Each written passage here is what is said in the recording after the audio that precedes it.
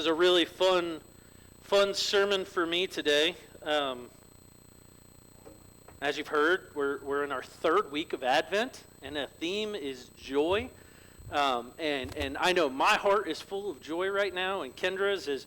We have prayed for so long to have children in our home, and in the last 2 weeks, we've been blessed to have 2 kids placed in our home. And I know my heart is full of joy, but my brain is full of sleep fog. So bear with me this morning. If I get a little distracted, a little off topic, I'm going to do my best to stay to my notes, but we will see what happens. Diving into this theme of joy, and the reality is Christmas is synonymous with joy in terminology, but not necessarily in practice and application. Have you noticed that Christmas decorations just seem to be coming out sooner and sooner and sooner? Anymore, it's like we barely even see Halloween costumes before the aisles become full of red and green and tinsel and garland. Some stores are so eager about Christmas that the entire purpose of their existence is to celebrate Christmas. There are a number of those across the country that are Christmas 365. And I think that this attempt is that people want to bring joy into their lives, right? Christmas is joy. Christmas is happiness. In all of the things and the parties and all of the stuff, Christmas is easy to celebrate. There's joy in the giving and the receiving of gifts in our life and the warmth of good food and good company. But if that's all we're relying on, we understand quickly that doesn't bring us joy. If you're just relying on gifts and things to bring you joy, if you're relying on the color scheme of the decorations in your house to bring you joy, it probably will not be there. The idea of Christmas is get it now. We want to be in it now. But here in the church, we're celebrating something a little different when we refer to Advent. Advent says wait. And if we're being honest, it's not something that we're all particularly good at, waiting, is it? When we're told to wait on something, it builds our anticipation, our excitement, our eagerness to get through that. But today we're going to be reminded that joy isn't something we just find in the festive glow of Christmas morning or even these beautiful Christmas trees, but that joy is a deep wellspring that flows from God's presence into our lives. It's something that comes when we all recognize that God's kingdom is both a promise for tomorrow and a reality that's breaking into our world today. So we're going to explore this idea of joy by reading out of the book of Isaiah, chapter 12. We're going to read verses 2 through 6. So again, that is Isaiah 12, 2 through 6. And it should be on the screen, I think, if I did it right. But well, let me go ahead and read that for us this morning. It says, "Surely God is my salvation. I will trust and not be afraid. The Lord himself is my strength and my defense. He has become my salvation. With joy you will draw water from the wells of salvation.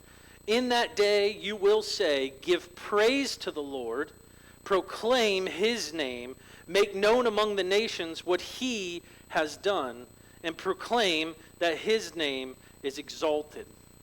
Sing to the Lord, for he has done glorious things.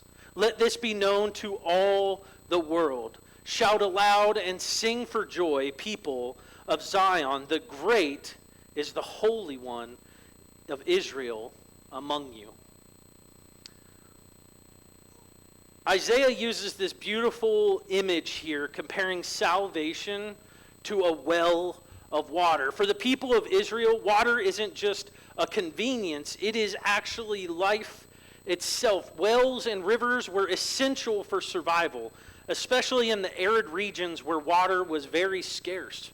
For them, a well wasn't just a source of water, it was the source of hope and community and abundance. Without it, there would be no life in their communities. The well symbolized provision and security, much like salvation symbolizes God's provision for our souls. Think about this. Have you ever been really, really thirsty, maybe after like going on a long hike on a hot day or something, you're trekking through the woods, the sun is beating down, your water bottle is empty, and every step just begins to feel heavier. And then finally you come across a bubbling stream of water, or a little creek or something with a little fall, and you get this relief that washes over you, and you take a cold drink of water and maybe even pour some on your head. Relief washes over you. Your entire body begins to feel refreshed and restored. This kind of thirst helps us grasp what Isaiah is talking about. God's salvation is a life-giving well, always reliable and always abundant. Just as water can quench our physical thirst, God's salvation satisfies the deepest needs of our soul. This is kind of interesting. That message is the first message that I ever preached. Kind of. I was on a mission trip as a teenager. I was in Orlando, Florida, and I was very new to my faith. And we were doing this work and witness project in Orlando where we were basically remodeling an entire house for a gentleman that was handicapped. And part of that remodel was putting a new roof on. So being one of the young, able-bodied males, I was sent up the ladder to the roof, and we began to peel the old layers of shingles off and coating off, and in that process, you just get focused, and I'm working really hard. Well, the second day we show up to the job, and I'm starting out a little bit tired, and we're just working, and we're working, and we're working, and all of a sudden I started to feel really tired, and that heaviness and a little bit dizzy, and somebody looked at me and they said, "Gary, you're not sweating, are you okay?" And I said, "I don't know, I feel a little off." I was in the beginning stages of dehydration, of heat stroke, really is where I was at. And so we had this, I called her the mom of the group. She grabbed me and she put me under a shade tree, and she just starts handing me these cold bottles of water, just shoving them in my face, and I'm chugging them as fast as I can. You know that feeling you get when you drink too much water? It's kind of like a little slot, very uncomfortable. I lived with that for hours because this woman just would not stop, kept giving me water. And my youth pastor was a very interesting guy. Some of you know who it was. But he said, "Gary, this is a great opportunity for you. We're going to go to this event where they're asking for a teenager to share their testimony." And I'm like, "Well, what's a testimony?" Because I didn't even know what that word meant. And he told me, and he said, "Do you want to do it?" And I'm like, "Sure, let's do this." Well, we show up, and it's not just a few people. It's like 20,000 people. And they're spread out in this park. And I am literally walking up the ramp to the stage, letting go of some of the water over the side rail because I had so much in my system. I get up to the stage, I grab a mic, and I'm shaking, I'm super nervous, and I just start talking. I think I black out because I don't know what I said. But I came to near the end, and I remember the last words I said, and I've been assured that this was an okay thing to say, but I finished by saying, and so if you were thinking about hurting yourself, get some cold water. And what I had done in this whole message is equated Jesus to cold water because it's the thing I needed. It literally saved my life in that day was cold water. And so that became the first passage I ever preached. And so as I was preparing this morning, it was a fun recollection to come back to that. This message is so central to our faith. We need Jesus. We need water. The Hebrew word for salvation is Yeshua, which carries these connotations of rescue and safety and deliverance. It's not just about being saved from something, but being saved into something, into a new reality of hope and peace and joy and love. Salvation isn't just about avoiding harm, it's about stepping into the fullness of life that God offers. In verse 3, Isaiah declared, "With joy you will draw water from the wells of salvation." This isn't just a poetic image, it is a promise. The joy that flows from salvation is not fleeting, it's not circumstantial, it's not dependent on us. It is a deep, abiding joy that is rooted in the assurance of God's love and faithfulness. The act of drawing water requires intention and effort, and it reminds us that we have to actively engage with this gift of salvation. We have to be in relationship with the Father through Scripture, through prayer, through discipleship, through community. As we draw water from this well, we are refreshed.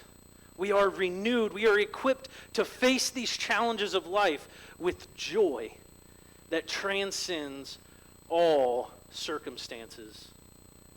Consider how water not only sustains, but also cleanses and revives. When we think of salvation, we can see parallels to how God's grace washes over us, purifying and making us new. This renewal brings joy because it reminds us that no matter how parched and weary and dirty we may feel, God's well of salvation never runs dry. It is always there, it is always full, and it is always life-giving. I'll tell you, water's been life-giving for me over the last several days. A nice warm shower after not sleeping somehow fills you with energy. And so I've relied on that renewal of a physical shower, but also of the spiritual shower, just going to God and saying, please, get me through this day. Advent's inviting us into this season of waiting. It's an uncomfortable season sometimes. We live in this world where we want instant gratification. That's normal. We want it now. We have fast food. We have same-day delivery. We have 2-hour delivery if you live closer to Columbus. We have high-speed internet. If I have to watch a loading circle on a video, I get angry. We have everything now. We expect everything to happen right now. But Advent is here to slow us down. It unsettles our waters and it challenges us to find joy even in the midst of uncertainty in our life. In the passage I read, Isaiah 12, the opening verse, verse 1 is, on that day you will say. It's an indication that Isaiah's version hasn't come to pass. We haven't seen the fullness of his vision yet, but that joy Isaiah speaks of is still present today because we live in the already and the not yet. This joy is present and a reality, and it's a future hope. How do we rejoice in the now while waiting for the not yet? We have to find a way, we have to find something worth rejoicing over. In your life, you have to look for things that are worth rejoicing over. For Kendra and I right now, it's the fulfillment of a long journey of preparation and waiting and waiting and waiting. But we've been able to experience this overwhelming joy. Maybe you can compare it to the anticipation of your wedding day, the long months that you spend planning and leading up. Or maybe it's to the experience of childbirth. Imagine the tension and hope of these moments. Waiting can feel like rough waters. It's never going to come. We're never going to see the shore. It's never going to happen. But even in these moments, we have to trust that God is at work preparing something beautiful. The Hebrew word gil is often translated as joy or rejoice, but it also carries this sense of spinning or whirling. It's a physical expression of joy that just bursts forth out of us. Even in our uncertainty, when we trust God, joy doesn't depend on just our circumstances. It just flows from the assurance that God is faithful in all things, in all ways. Waiting is an active process. It's not about passivity or resignation and just sitting still and waiting for things to happen. It's about holding on to hope even when the outcome isn't clear. I want to think of the Israelites as they're wandering in the desert for 40 years, sustained solely by the provision of God through manna and quail and all that kind of stuff. Their joy wasn't in the destination, it was in the presence of God on the journey. And that is the focus we have to have. I think a lot of times it's easier to imagine joy in the future. We catch ourselves saying a lot, things will get better when this happens. Things will get better when this changes. But Isaiah reminds us that God's kingdom isn't confined to a distant someday. His kingdom is breaking through right now. In verse 6, Isaiah said, "Shout aloud and sing for joy, people of Zion, for great is the Holy One of Israel among you. God is with us right now. We need to reflect on the significance of this truth and the hustle and bustle and the craziness of life. It's easy to miss the reality of God's presence. We often think of God as someone who we will meet in eternity. But Isaiah makes it clear that God is here right now. He's not distant. He's not detached. He's not just sitting there waiting on us to come. He is actively present in our lives today. Are you seeking out God in your life today? See, the Hebrew name Emmanuel, we sing this name, we proclaim this name for Jesus. Emmanuel means God with us. It encapsulates this whole profound reality that just as God did not abandon Israel in the desert to die, he didn't abandon them in Egypt to just wither away, he didn't abandon them in Babylon to just wither away. God is always working in the lives of his people. God walks us through the valleys. He rejoices with us on the mountaintops. His presence transforms the ordinary into extraordinary lives filled with joy.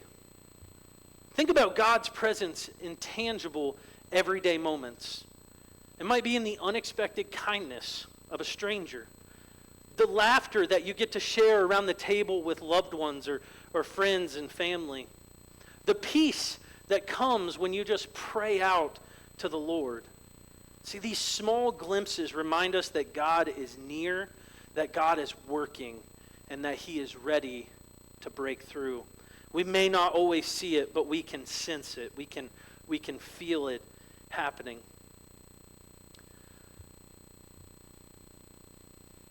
There are so many stories in our lives, stories that show the active presence of God in our life or the life of someone else we know. Perhaps it's a time when provision just came when it was needed, or when when peace replaced fear in a moment of crisis. Someone recently, the other day, I was talking to them and I was saying, I'm very overwhelmed. I'm very kind of scared of this whole process. I didn't expect to have an infant child in my home all of a sudden. I didn't have 9 months to prepare. I had 24 hours to prepare. And he said, now you know how Mary and Joseph felt. Specifically Joseph, because he said, you have this opportunity to love a child that is not yours. To love a child that did not come from your lineage, but is still precious in the eyes of God. And so I've had this experience of changing diapers and not wanting to puke. That's big for me. It really is. I've had the experience of holding a child, which if you know me at all is terrifying and awkward and scary for me. Babies are fragile, and I'm afraid of breaking them. But I've had the opportunity to hold a child and to just sit there with him and smile back and forth and goo and gaw and just copy whatever he says, I've had this experience of finding peace in the middle of a crazy situation. We picked this kid up from Children's Hospital because he was born with some physical issues and he has to be fed through a tube. So his life is hectic. His life is crazy.